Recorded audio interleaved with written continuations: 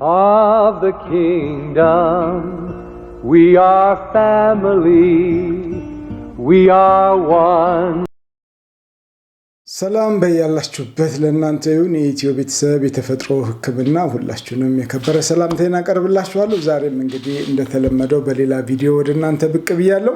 ዛሬም ለእናንተ ጥሩ መረጃ ይሆናሉ የምላቸውን ትምህርቶችን ይዤ መቀርበው። ዛሬም የምንነጋገረው ስለ ከርቤ ነው። ባለፈ ስለ ከርቤ ሳቀርብ በተከታታይ ለተለያዩ ህመሞቻችን ማስታገሻና ማዳኛ እንዴት እንደምንጠቀምበት እንደምገልጽ ቃል ገብቼ ነበር። ቃል በገባሁት መሰረት ዛሬም ደግሞ በጥቂት ህመሞች ላይ እንዴት እንጠቀመዋለን የሚለውን ነገር እናያለን። አንዳንዶቹ ላይ ጥቂት ማብራሪያዎች የሚሰጠው ነገር ይኖረኛል። አጠቃላይ ስለ ከርቤ ብዙ አላወራም፣ ግን ጠቅላላ ለተፈለጉት ህመሞች እንዴት አድርገን ማዋል አለብን የሚለውን ነገር በደንብ እናያለን። ከምናየው ውስጥ ጥቂት ማብራሪያ ከሚያስፈልገው ለድድ በሽታ እንዴት ነው የምንጠቀመው? እንግዲህ ድድ በሽታ ሲባል በአፋችን ውስጥ ስለሚከሰት በሽታ ነው የምናወራው። ስለ ድድ በሽታ እናወራለን። ከዛ ደግሞ ኤጅ ስፖት ብለን በእድሜ ወይንም ደግሞ አንዳንዴም ደግሞ ወጣትም ሆነን ኤጅ ስፖት ሊወጣ ይችላል። በቆዳ ላይ የሚከሰት ችግር ነው። እሱንም ጥቂት ነገር እናያለን። ከዛ በተረፈ ለሄርፐስ እንዴት መጠቀም እንደምንችል እሱን እናያለን። ለአልሰር ደግሞ እንዴት አድርገን ነው የምንጠቀመው? በእነዚህ ህመሞች ላይ ጥቂት እናወራለን። አጠቃቀሙንም እናያለን። እንግዲህ ከዛ በፊት አንድ ነገር ማለት ፈልጋለሁ።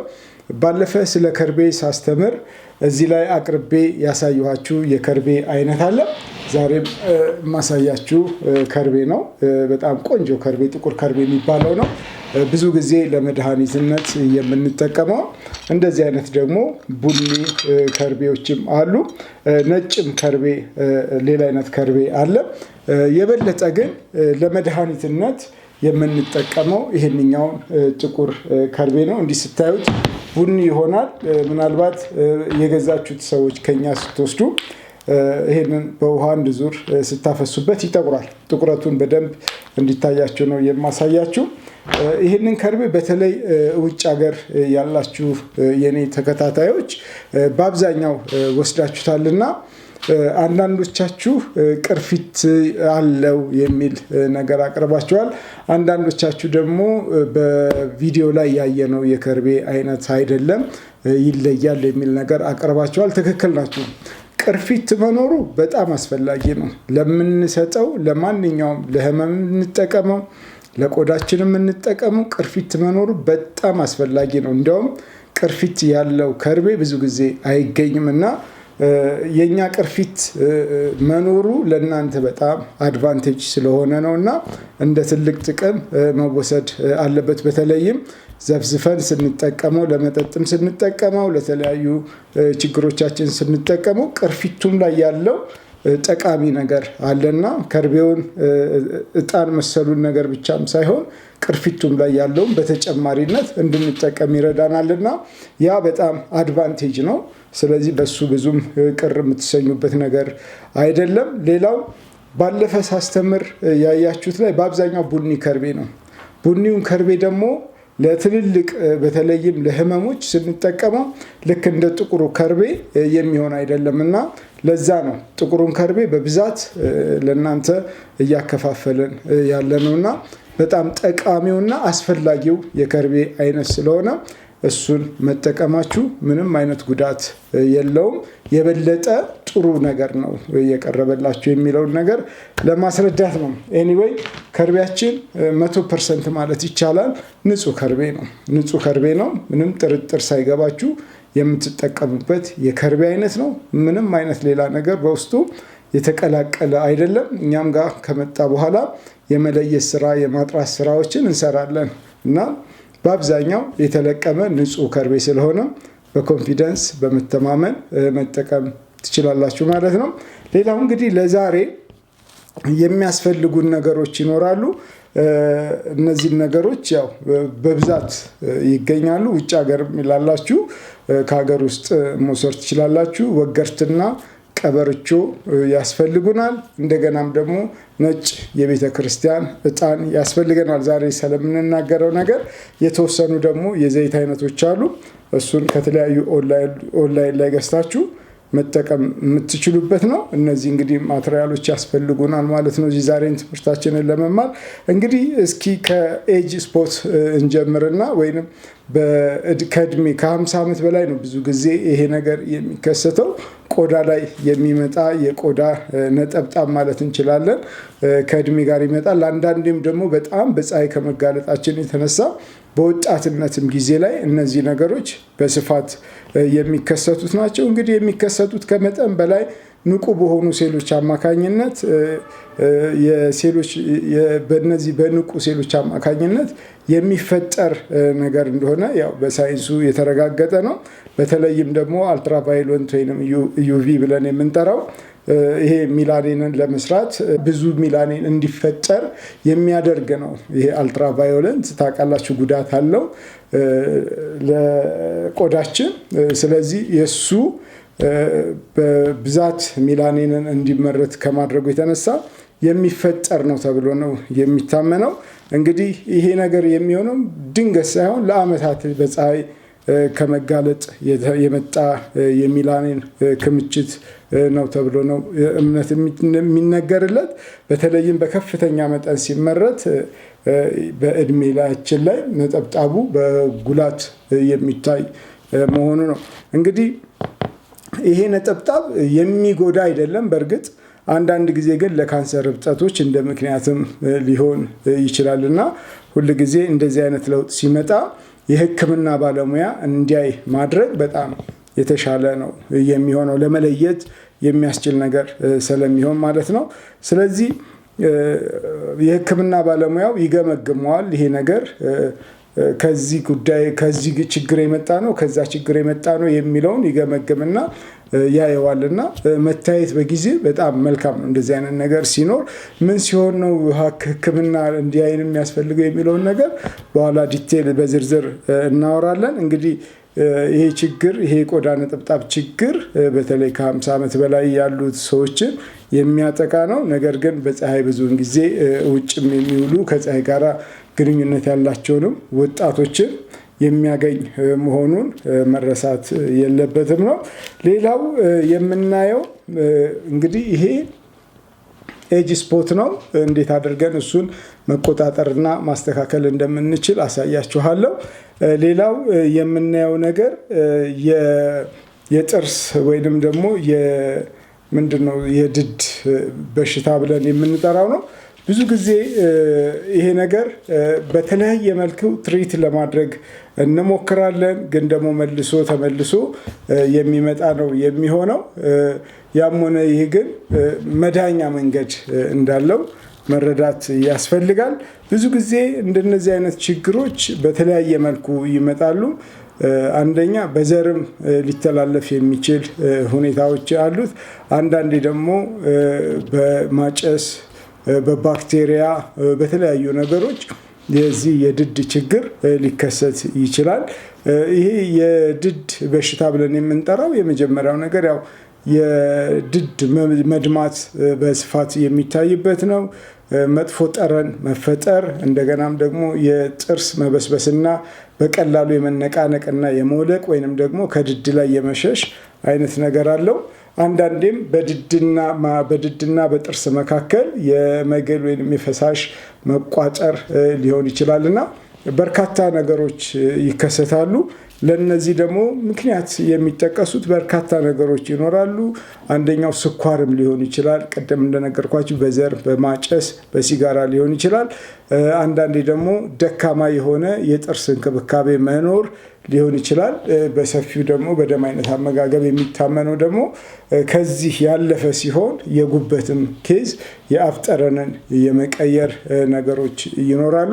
ኤኒዌይ በዚህ በድድ ውስጥ ባለ በሽታ ስለሆነ የምንነጋገረው እነዚህን ሁሉ ነገሮች ሊያስከትል ይችላል የድድ ህመም ማለት ነው። ለእንደነዚህ አይነቶቹ እንግዲህ ምንድነው የምንጠቀመው መድኃኒት የሚለው ነገር እንዴት አድርገን ብንሰራ ነው ከርቤን እንዴት ብንጠቀመው ነው የሚለው መሰረታዊ ነገር ነው። ጥሩ ነገር ነው። ይሄ ነገር ለአልሰርም የሚሆን ነው። በተለይ ለቆዳችን ስንነጋገር አልሰርንም የቆዳ አልሰርንም ጨምረን እንደምንነጋገር ማሰብ አለባችሁ። እንግዲህ አልሰር ሲሆን እንዴት አድርገን ነው የምንጠቀመው? ከርቤን ነው። ከርቤ እንግዲህ በጣም ለጌታ ለኢየሱስ ክርስቶስ የተሰጠ ስጦታ ነው። በተወለደ ጊዜ በቤት ውስጥም ሲጨስ አንዳንድ ሰዎች ሽታው በጣም ይከብዳቸዋል። ግን ደግሞ ለለመደው ሰው የከርቤ ሽታ መጥፎ ኢነርጂን ከቤት ውስጥ የማስወገድ አቅም ያለው ነው። መንፈሳዊ ነገሩ ብዙ ስለሆነ ስለዚህ መንፈሳዊ ነገር በደንብ አድርጌ አስተምራቸዋለሁ። በጣም ጠቃሚ ትምህርት አለው። ኤኒዌይ ከርቤ ቤታችን ራሱ እንደዚህ በቃ በመቀመጡ እጅግ በጣም ብዙ ትርፍ የምናገኝበት በረከቶች አሉት። እሱን እናየዋለን። We are family.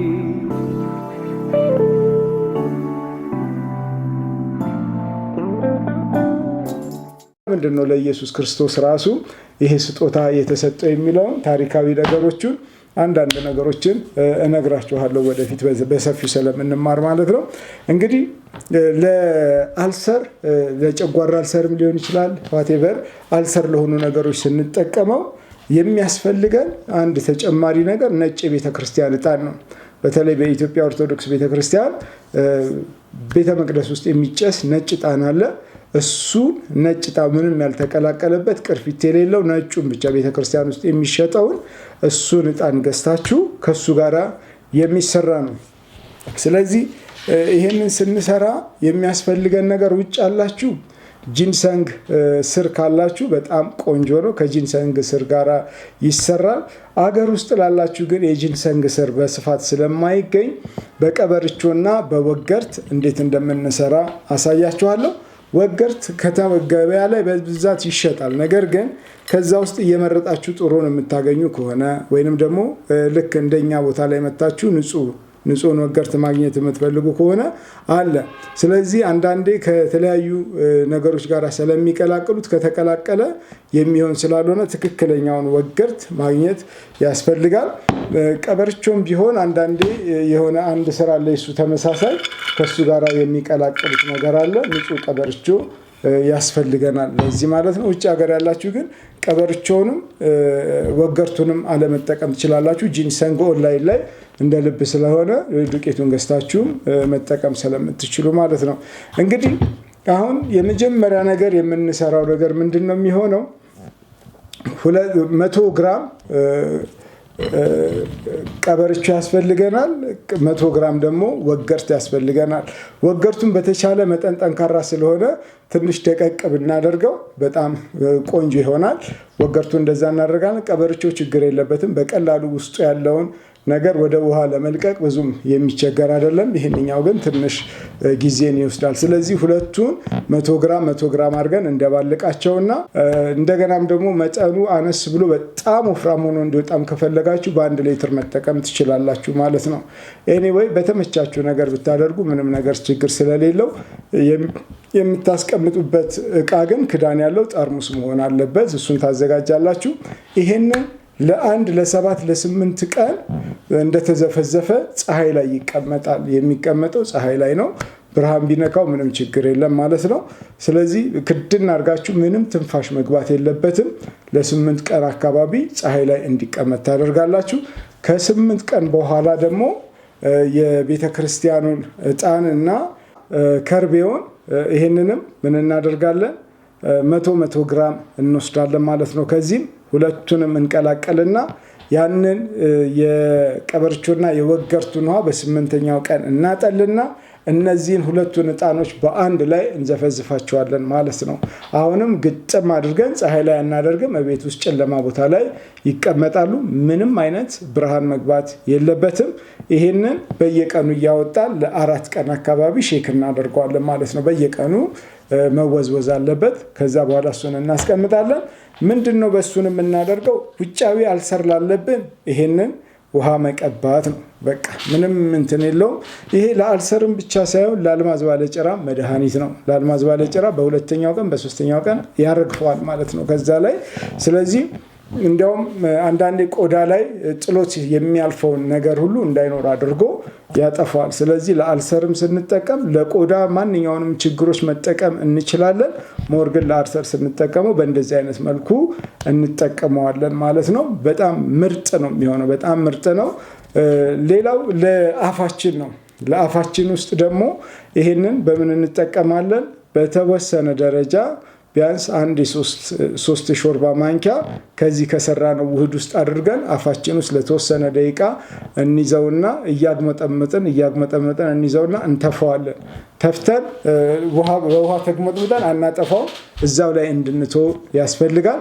በቀን 3 ጊዜ ይሄንን ብንጠቀም የድዳችንን ጤና በደንብ አድርገን ልንጠቀም እንችላለን። የአፍ ጠረንም እዛ ላይ ካለ ከሌላ ችግር ካልመጣ በተለይም በእነዚህ በድድ ውስጥ በሽታዎች የተከሰቱ ከሆነ ባክቴሪያ ከሆነ ኢሚዲየትሊ ባክቴሪያውን የመግደል አቅም ስላለው የድዳችንን ጤና ወዲያውኑ ይመልስልናል፣ ጠረናችንን እንዲስተካከል ያደርጋል ማለት ነው። ስለዚህ ለአልሰር ይሆናል ብያቸዋለሁ፣ ለቆዳ በሽታ ይሆናል ብያቸዋለሁ። አሁን ደግሞ ለምን ይሆናል ይሄኛው? ለጥርሳችን፣ ለአፋችን ችግር በጣም ጠቃሚ ነው የሚሆነው ማለት ነው። ሌላው ለኤጅ ስፖት ብለን ነው እንግዲህ ይሄ ለቆዳችን ላይ የሚመጡ ነጠብጣቦችን ከእድሜም ጋር ከፀሐይም ጋር በሚከሰተው ለሚመጡት ላይ የሚያስፈልጉ ነገሮች አሉ። በተለይ አልመንድ የከሙሜላ ዘይት ያስፈልገናል። የከሙሜላ ዘይትን መጠቀም አለብን። ሌላው የከርቤ ዘይት ያስፈልገናል። ሁለቱም 10 ግራም ነው የሚያስፈልጉን። ሌላው የብርቱካን ዘይት ያስፈልገናል። ይሄም 10 ግራም ነው። እነዚህን አንድ ላይ እንቀላቀላቸዋለን። ከቀላቀልን በኋላ እናሞቃቸዋለን። ለ5 ደቂቃ ያክል ይሞቃሉ። በጣም ቀስ እያለ ነው የምናሞቃቸው። ከዛ በኋላ አውጥተን እናስቀምጣቸዋለን። አስቀምጠን ምንድነው የምናደርገው? ሲቀዘቅዝ እንጠብቅና ያንን ኤጅ ስፖት በወጣበት ቦታ ላይ በደንብ አድርገን ማሳጅ ማድረግ ነው። ከዛ እየጠፋ ይሄዳል ማለት ነው። ሌሎች ዘይቶች አሉ አብረን፣ ለምሳሌ የማንዳሪን ዘይት ካላችሁ የበለጠ ቆንጆ ያደርገዋል። እንደዚሁም ሮዝውድ ኦይል የሚባል አለ። እነሱንም ካገኛችሁ በጣም ቆንጆ ነው እዚህ ላይ ቢቀላቀል። ከጠፋ ግን የከሙሜላ የከርቤ ዘይትና የብርቱካንን ዘይት መጠቀም ይህንን ኤጅ ስፖት የሚለውን ነገር ሙሉ ለሙሉ እንዲያጠፋልን ያደርጋል ማለት ነው። እንግዲህ ሌላ ምናልባት በተለይ ይሄ ከአፍ ጋር ተያይዞ ለሚመጣው ላይ በቮድካ የሚሰራም ደግሞ እንደዚሁ አይነት ነገሮች ይኖሩታል። በቮድካ የምንጠቀምበት ሌላው ለቮድካ የምንጠቀምበት ይሄ ከሰራ ነው፣ ቅድም ከሰራ ነው፣ ከዚህ ከቀበርቾ ምናምን ከሰራ ነው ላይ ከሱ ቮድካው ላይ ቢያንስ 2 የሾርባ ማንኪያ ጠብ እናደርጋለን። ይሄ በተለይ ውስጣችን የጨጓራ አልሰር ምናምን ላለብን እንደዛ አድርገን እንጠቀማለን። ግን አልኮሉ አንዳንድ ጊዜ ስለሚል የቮድካ አልኮሉ ከፍተኛ ስለሚሆንብን እንደዚሁም በሚጠጣ መልኩ ባዶም ብንጠጣም ውጤታማ ያደርገናል። በተለይ ግን ይሄ ለውጫዊ ችግርና ለድዳችንም ጭምር አጉመጥምጠን ለምንተፋው አልኮሉ ላይ 2 የሾርባ ማንኪያ አድርገን አንድ ላይ በጥብጠን ከውሃ ጋር አድርገን ብንጠጣው 2 የሾርባ ማንኪያ ቮድካ ነው የምናደርገው። ከዛ በላይ መብዛት የለበትም። 2 የሾርባ ማንኪያ ደግሞ ከዚህ ከቀበርቾ የሰራነው ውህድን እንጨምራለን። በአንድ ብርጭቆ ውሃ ውስጥ አድርገን ብንጠጣው ቶሎ ብሎ ያንን ነገር የማዳን አቅም አለው። በጣም ጨጓራችሁ ካልተጎዳባችሁ ማለት ነው።